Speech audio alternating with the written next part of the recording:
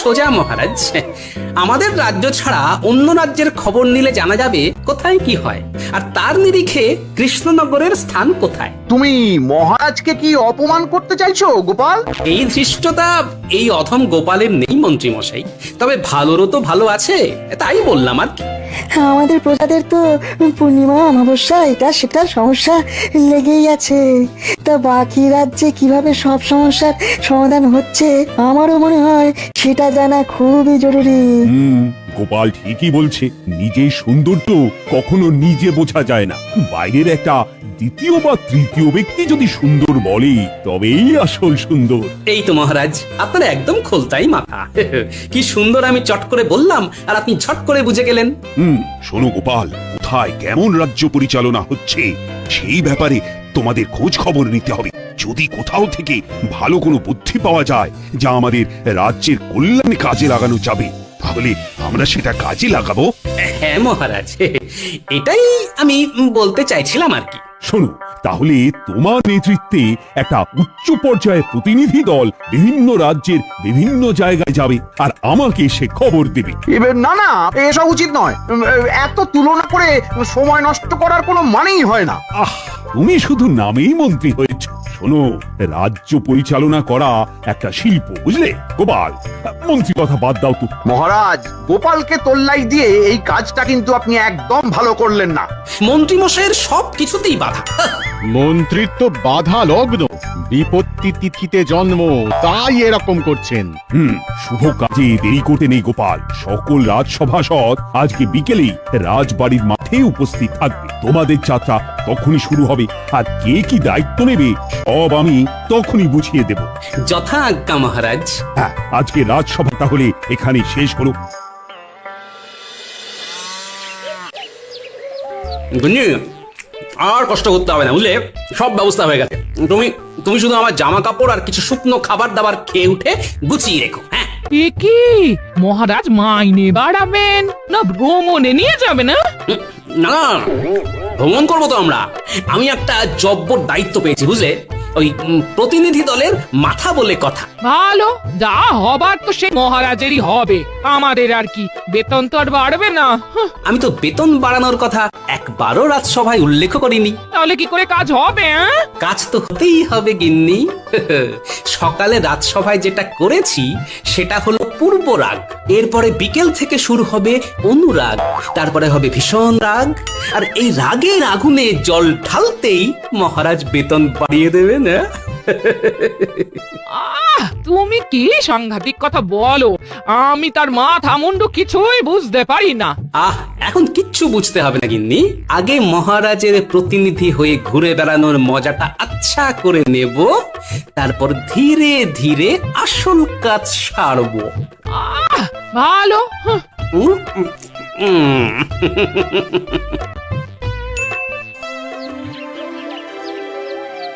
কি সবাই চলে এসেছে, কিন্তু মন্ত্রী এখনো এলো না কেন? আমার মনে হয় মহারাজ এই প্রতিনিধি দলের মাথা গোপালকে করেছেন বলে মন্ত্রী মশাইয়ের অভিমান হয়েছে। এসব ঠুনকো অভিমানের কারণ তো আমি কিছুই বুঝি না। ওই তো আমাদের মন্ত্রী মশাইয়ের ডান হাত চলে এসেছে। মন্ত্রী মশাই খুব অসুস্থ, দুমদাম শরীর খারাপ হয়ে গেল। আচ্ছা, এত অসুস্থ হলে কি করে হবে? এরপরে যখন অন্য রাজ্যের খবর কানে আসবে তখন তো মাথা ভোঁ ভোঁ করবে। সেসব কিছু জানি না মহারাজ, যাই হোক নাম। আচ্ছা শোনো, তোমাদের সবাইকে একসাথে। ওটা কি? ওরে ওরে জলপট্টি রে জলপট্টি, আমার এখন উচ্চ রক্তচাপ, সারা মাথা টনটন করছে, ঝনঝন করছে। এত চিন্তা করলে তো আপনার জ্বর চলে আসবে। আরে জ্বর যাতে না আসে সেই জন্যই তো আগে থেকে মাথায় জলপট্টি দিয়ে রেখেছি। কিন্তু আপনি এত চিন্তা করছেন কেন? অন্য রাজ্যের রাজ পরিচালনা কেমন হচ্ছে সেসব দেখার দায়িত্ব তো গোপালের কাঁধে। আপনি আপনার ঘাট থেকে চিন্তার ভূত ঝেড়ে ফেলুন। সে কি এত সহজে ঝেড়ে ফেলা যায়? গোপাল আর ওর দলবল 15 দিন ধরে অন্য রাজ্যে গিয়ে কি যে করবে তা কে জানে। ওখানে কিছু ভালো দেখলেই আমাদের রাজ্যের সাথে তুলনা করবে, আর সেই তুলনায় যদি অন্য রাজ্য ভালো প্রমাণিত হয় তাহলে তো মহারাজ আপনাকে তুলোধনা করবে? ওহ, ওরে ওরে, সেটাই তো চিন্তার বিষয়। আমি এই রাজ্যের মন্ত্রী বলে কথা, কোনো সমস্যা খুঁজে পেলেই সব দোষ এই মন্ত্রীর মাথায় এসে পড়বে। উফ,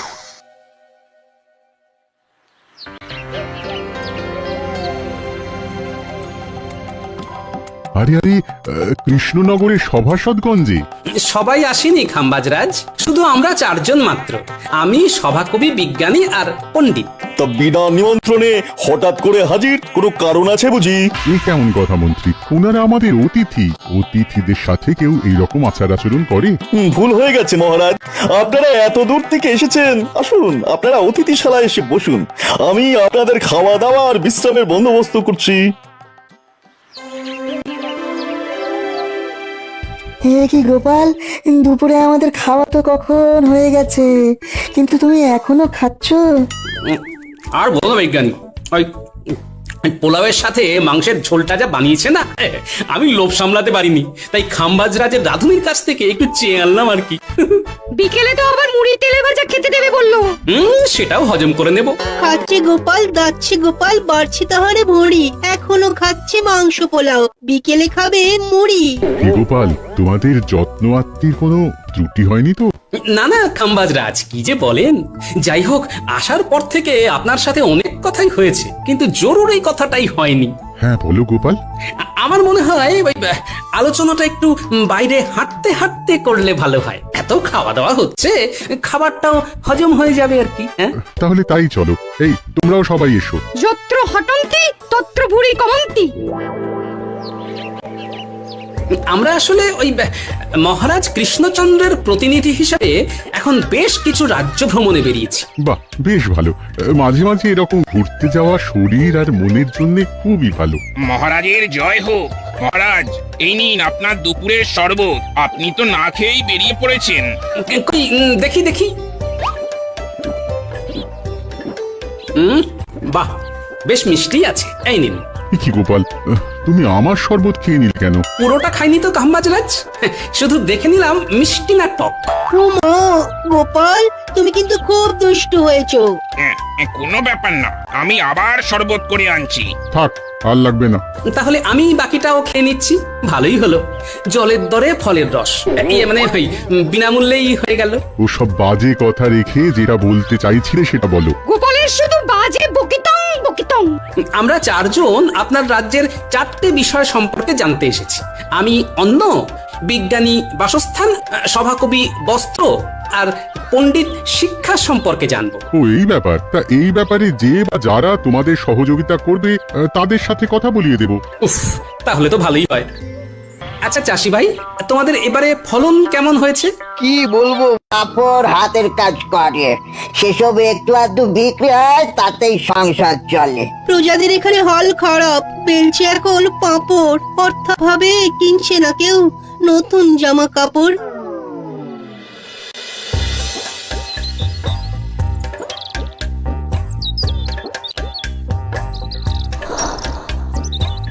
আচ্ছা, সেই জন্যে খাম্বাজ রাজ্যে নতুন বাড়ি ঘর হচ্ছে না, বুঝেছি। বেশ বেশ, আমি চলি গো।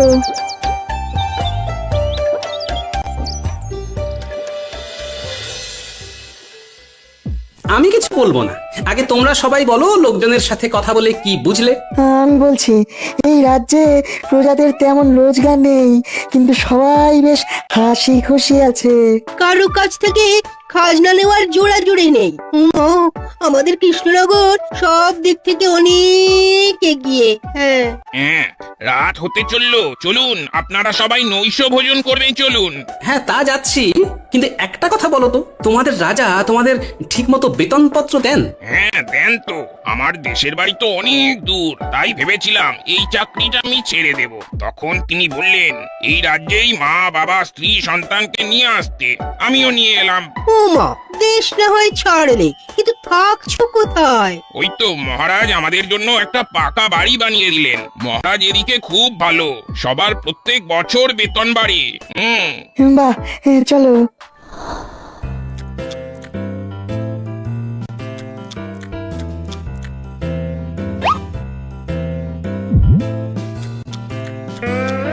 কি গোপাল, তুমি আবার আমার পাক থেকে রসগোল্লা তুলে নিলে কেন?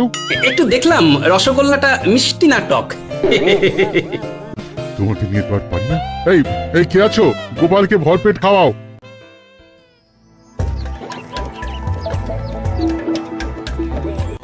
এবার আমরা বর্ধমান রাজ্যে যাব। তারপরে আরো যদি সময় থাকে তাহলে আরো বেশ কিছু রাজ্য ঘুরে দেখব।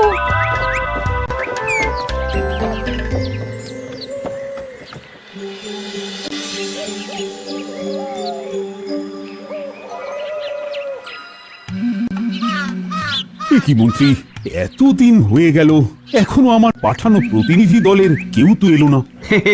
দলের মাথা যদি গোপালকে করেন তাহলে তো আপনার কপাল খারাপ হবেই। আপনি তাই চিন্তা ভাবনা ছেড়ে দিয়ে রাজসভায় চলুন মহারাজ।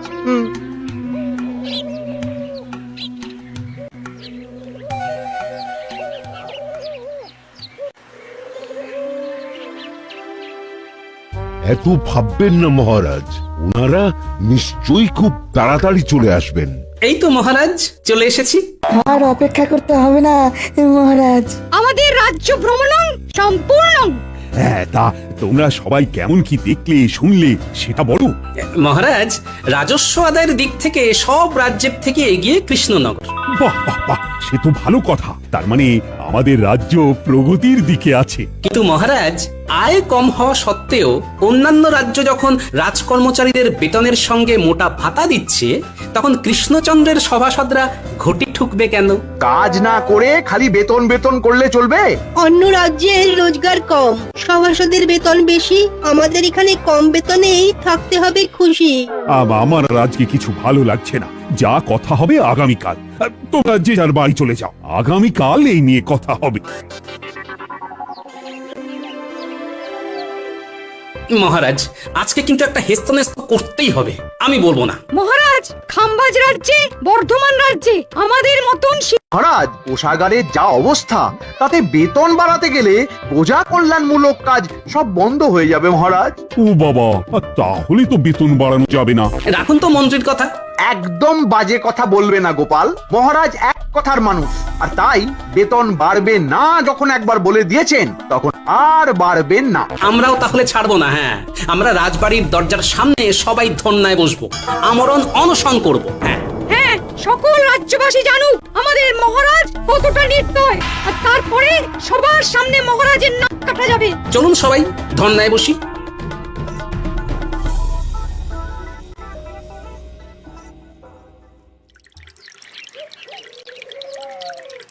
আমাদের দাবি মানতে হবে, আমাদের বেতন বাড়াতে হবে। আমাদের দাবি মানতে হবে, আমাদের বেতন বাড়াতে হবে, বাড়াতে হবে। ন্যায্য ভাতা দিতে হবে, নইলে আমরা আমরণ অনশন করব। দিতে হবে, দিতে হবে, দিতে হবে, দিতে হবে। আমার কিন্তু খুব চিন্তা হচ্ছে মন্ত্রী, এরকম সব রাজসভাসদ যদি ধর্নায় বসে থাকে তাহলে তো রাজ্য লাটে উঠবে। মহারাজ, আপনি নিজেই নিজের বিপদ ডেকে এনেছেন। গোপালকে আর 5টা রাজ্যের খোঁজ নিতে বলেই এই রকম দাবি করার সুযোগ করে দিয়েছেন। ঠিকই বলেছো মন্ত্রী। দেখুন মহারাজ, অনশন আর কদিন করবে? কদিন আর না খেয়ে থাকবে? খিদে পেলে সুসুর করে অনশন আন্দোলন তুলে রাজসভায় এসে বসবে। এইসব যাত্রাপালা দেখে ভেঙে পড়লে চলবে না মহারাজ। ন্যায্য ভাতা দিতে হবে, আমাদের দাবি মানতে হবে, আমাদের বেতন বাড়াতে হবে। আসবো জাহাপনা। কি ব্যাপার, তুমি এত রাতে? কোনো বিশেষ খবর আছে? আছে জাহাপনা, আছে। আমি এখন কৃষ্ণনগর থেকেই আসছি একটা খবর দেওয়ার জন্য। আমাদের দাবি মানতে হবে, আমাদের বেতন বাড়াতে হবে, বাড়াতে হবে। ন্যায্য ভাতা দিতে হবে। দিতে হবে, দিতে হবে, দিতে হবে, দিতে হবে। কি এত বড় সাহস? ঠিক আছে, আজ এক্ষুনি দুধ পাঠাও, আমি সব খবর চাই। ঠিক আছে জাহাপনা, আমি দুধকে এক্ষুনি ওখানে পাঠাচ্ছি। মহারাজ কৃষ্ণচন্দ্রের জয় হোক। নবাব বাহাদুর আপনার জন্য এই পত্র পাঠিয়েছেন মহারাজ। সর্বনাশ, আগামীকাল নবাব বাহাদুর আসছেন, আর সেই রাজ কর্মচারীদের সাথে অসন্তোষ নিয়ে কথা বলবেন। এই সেরেছে, তাহলে তো সারে সর্বনাশ মহারাজ। তাহলে কিছু তো বুদ্ধি দাও, কিভাবে নবাবের হাত থেকে রেহাই পাবো। আরে আমার তো যত সব অকম্মার ঢেকি। উফ, এখন তো দেখছি যাদের জন্য আমার বিপদ তাদের কাছেই যেতে হবে।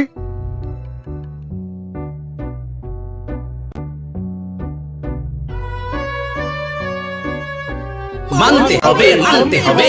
ও গোপাল, তোমাদের এই ধর্ণা আন্দোলন বন্ধ করো। এই খবর নবাবের কাছে চলে গেছে। উনি আগামীকাল সশরীরে এসে যদি এসব দেখেন, তাহলে আপনার গদি নড়ে যাবে, তাই তো? কিন্তু আমরা আমাদের আন্দোলন চালাবো, দাবি না মেটা অবধি চলছে, চলবে। না না না না, এরকম করো না। কিছু একটা উপায় তো বলো, নইলে আমার গদি ডুবে গেলে তো নবাবও যে তোমাদের মোটা বেতন দেবেন তার কোনো ভরসা নেই। ঠিক আছে, এত করে যখন বলছেন তখন আমার একটা উপায় আছে। কি উপায়?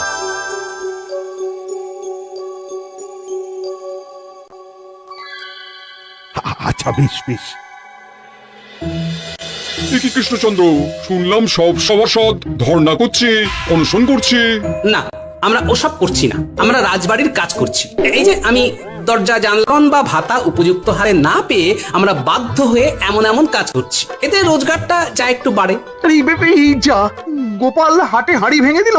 এইভাবে সভাসদদের যদি কাজ করে খেতে হয় তবে রাজ্যের কাজ হবে কি করে? আমি আজকে থেকেই রাজ্যের জন্য অনুদান পাঠানো বন্ধ করে দেবো। তাতেও যদি কাজ না হয় আমি তোমাকে এই রাজ্য থেকে অপসারিত করব। ওরে বাবা রে বাবা, এরকম করবেন না জাহাপানা। তাহলে আজকে থেকে এই সবার বেতন বাড়াও, আর যাদের যা কাজ তাদের তা করাও। দূর দূর, কি কুক্ষণে যে চার মূর্তিকে ভিন রাজ্য ভ্রমণে পাঠালাম। ও মা গো,